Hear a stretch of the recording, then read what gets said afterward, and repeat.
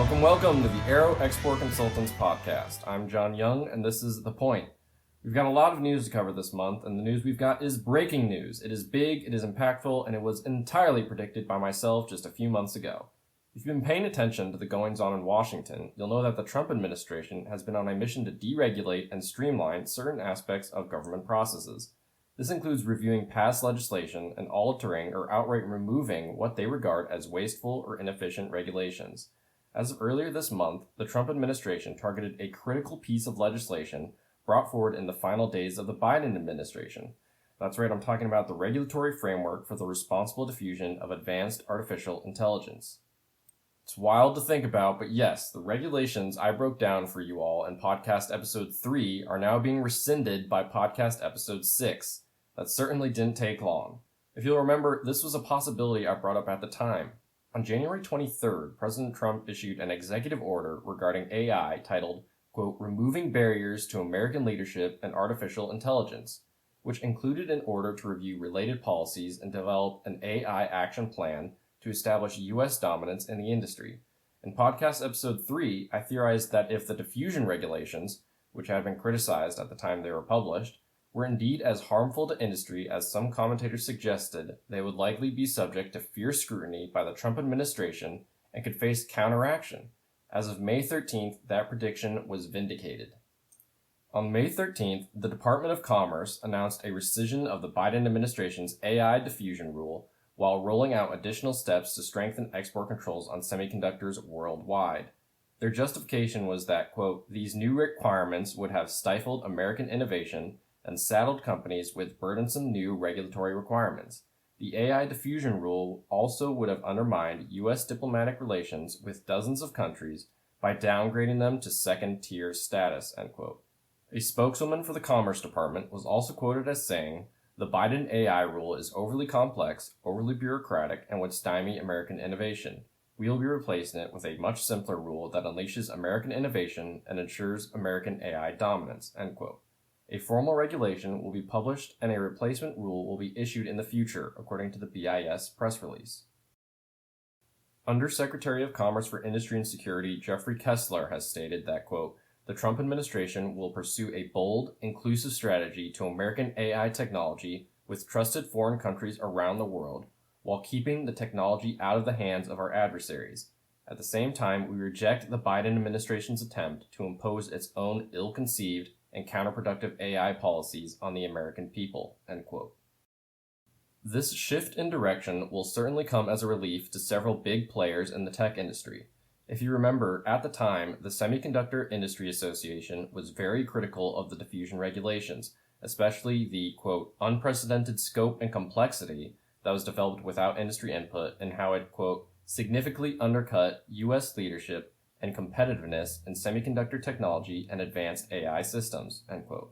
This was a kinder reaction than the executive VP of Oracle, who stated that diffusion regulations would go down as one of the most destructive to ever hit the U.S. technology industry.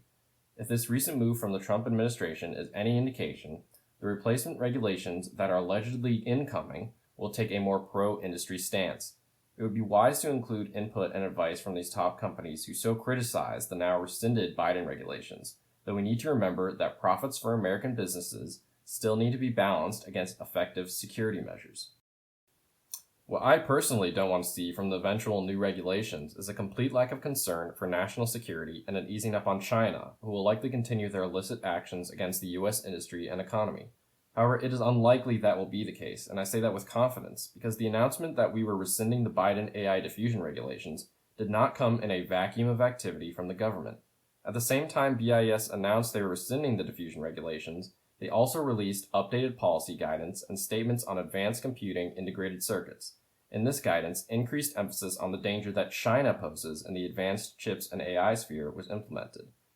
The updated policy language included the following: a statement on controls applied to advanced computing integrated circuits and other commodities used to train AI models, an industry guidance to prevent diversion of advanced computing integrated circuits, and a guidance on application of General Prohibition 10, GP10, to People's Republic of China, advanced computing integrated circuits, all of which I will go through in this episode.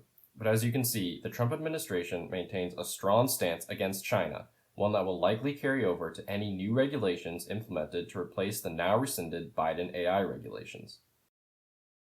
To illustrate this continued strong stance against China, let's first look at the guidance on BIS's General Prohibition 10 and how it applies to the PRC's Advanced Computing Integrated Circuits.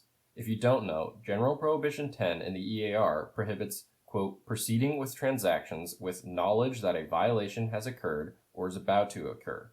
The recent guidance on China's advanced ICs takes this prohibition to the next level, stating that these chips were likely developed or produced in violation of U.S. export controls, and therefore the use of these chips risks violating U.S. export controls and may subject companies to BIS enforcement. Now, real quick, the specific ECCN listed for these advanced ICs is 3A090. The guidance goes on to say that all 3A090 ICs designed by companies located in, headquartered in, or with an ultimate parent company headquartered in the PRC, whether such chips themselves are produced within or outside the PRC, likely are subject to the EAR and may have been produced in violation of the EAR, subjecting them to GP10 restrictions. The design or production of such chips also likely involved one or more violations of the EAR. We are exerting such control over these chips because, as the BIS puts it, such chips are likely designed with certain U.S. software or technology or produced with semiconductor manufacturing equipment that is the direct product of certain U.S. origin software or technology, or both. 3A090 chips are another example of China's theft of U.S. technology and their use of it to improve their own systems, hence why we take it so seriously. The BIS has even listed 3 specific Huawei chips, sorry if that pronunciation is off, that are already subject to presumption of GP10 restrictions: Huawei Ascend 910B, Huawei Ascend 910C, and Huawei Ascend 910D. The use of these chips without proper authorization likely constitutes an EAR violation. Next, we'll move on to the statement on training AI models. This statement is an update to previous BIS advisory opinions, selecting new activities that can now be viewed as subject to an export authorization under the EAR. These new activities target access to advanced computing integrated circuits and commodities for training AI models, with the justification that these items have the potential to enable military intelligence and weapons of mass destruction end uses in Group D5 countries, which include China. The following activities are specifically detailed in the statement. Activity 1. Exports, re-exports, or transfers in country of advanced computing ICs and commodities subject to the EAR to any party, such as Foreign Infrastructure as a Service or IaaS providers, when the exporter, re-exporter, or transferor has knowledge that the IaaS provider will use these items to conduct training of AI models for or on behalf of parties headquartered in D5 countries, including China or Macau. Activity 2. Transfers in country defined as a change in end use or end user of advanced computing ICs and commodities subject to the EAR already in the possession of parties such as IaaS providers if there is knowledge that the items will be used by the transferee to train AI models for or on behalf of parties headquartered in D5 countries, including China or Macau. And Activity 3, a U.S. person provides any support or performs any contract, service, or employment when there is knowledge such activity will be used for or may assist the training of AI models for or on behalf of parties headquartered in D5 countries, including China or Macau. Vital parts of these activities depend on the definition of knowledge as the BIS defines it. So to give the full picture, BIS defines knowledge as knowledge of a circumstance, and the term may be a variant such as know, reason to know, or reason to believe, includes not only positive knowledge that the circumstance exists or is substantially certain to occur, but also an awareness of a high probability of its existence or future occurrence. Such awareness is inferred from evidence of the conscious disregard of facts known to a person and is also inferred from a person's willful avoidance of facts. Now, to go back to the statement on AI training models, the statement goes on to say that parties that do not obtain prior BIS authorization to engage in these transactions or activities may be subject to potential civil or criminal enforcement action if a violation of the EAR occurs. And it should be noted that government officials such as Secretary Lutnick have indicated that going forward, enforcement of violations will be much harsher when it comes to transactions involving adversaries. I can only imagine that China ranks near the top of that list, if not the top. To prove that the U.S. is taking these types of activities seriously, The BIS statement also announced that, quote, foreign parties acting contrary to U.S. national security and foreign policy interests, including by training AI models that could support WMD or military intelligence end uses for or on behalf of parties headquartered in Country Group D, including China or Macau, may be added to the entity list, even where no violation of the EAR occurs. With all of the new guidance and policy shifts in this area, BIS thankfully had the forethought to provide industry with some additional guidance on diversion risks, complete with red flag indicators to look out for and due diligence best practices for businesses to engage in.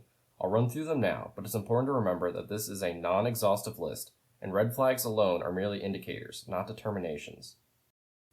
So to start us off, red flag number 1.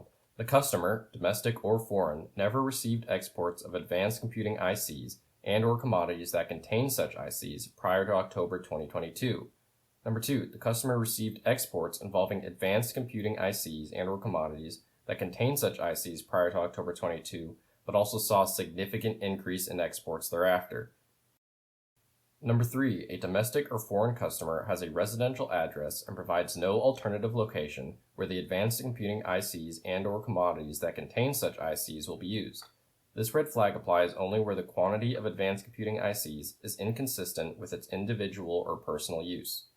Number 4, the company and or ship-to company, wherever located, has little to no presence online, or there are differences between the English and non-English versions of the company's websites that raise red flags. Number 5, the ultimate delivery or installation address is unknown. You are unable to determine whether the headquarters of the customer or its ultimate parent is located in a destination specified in Country Group D5, including China or Macau, or the customer refuses to disclose or provides incomplete information about the location of its headquarters or ultimate parent company. Number 6, parties to transactions listed as ultimate consignees or listed in the consigned to field do not typically engage in business consistent with the requiring of a large quantity of advanced computing ICs, including servers containing such ICs. Number 7, the customer is co-located with or its address is similar to one of the parties on the consolidated screening list, including the BIS entity list, the Office of Foreign Assets Control's specially designated national list, or the U.S. Department of State's statutorily debarred parties list.